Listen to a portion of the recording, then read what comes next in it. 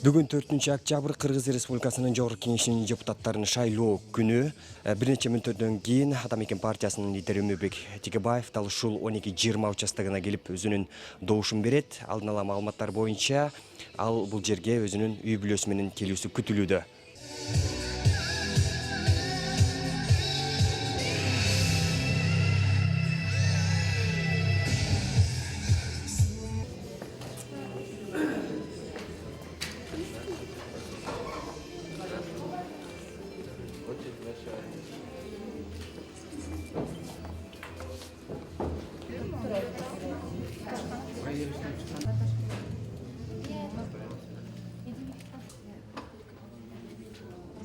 Бул шайлоолор катардагы шайлоолордон айырмаланат. Өзүнүн тарыхый мааниси менен гана эмес, уюштуруу эрежелери, ыкмалары менен дагы. Цифралык технологиялар жакында кыргызстандыктардын турмушун өзгөртөт. Сапаттуу түрдө өзгөртөт. Көп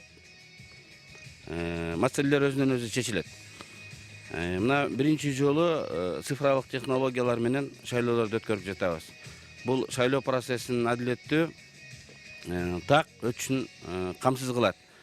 Демек, элдин бийликке, демократиялык институттарга болгон ишенимин күчөтөт, бийликтин легитимдүүлүгүн күчөтөт. Бул шайлоолор мен айткандай Кыргызстандын мындан аркы өнүгүп кетүү багытын аныктаган шайлоо болот.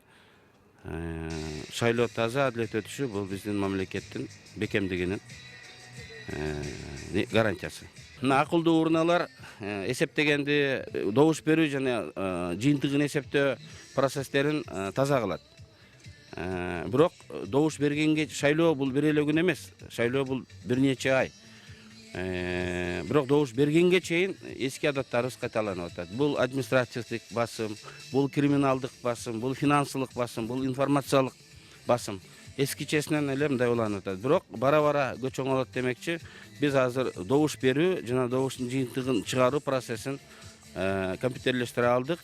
Бул жерде салыштырмалуу адилеттүүлүк тактык болот. Толкунданып турасызбы? Мен үчүн бул көнүмүш, анан бир четинен кандидат катары мен көңүлүм ток. Ал эми жоопкер адам катары толкундан турам десем болот. Анткени жаңы системанын демилгечилеринин бири болом. Бул конституция, шайлоо системасы, ушул жаңы ыкманы киргизгенде дагы эгер канчалык бул ийгиликтүү жүрүп кетет, мындан көп нерсе көз каранды. Эгер кокусунан техникалык мүчүлүштүктөрдөн нааразычылыктар болуп, эл өзүн таппай болсо, бул демократиялык процесстердин жүрүшүн бир аз кечеңдетип коюшу мүмкүн.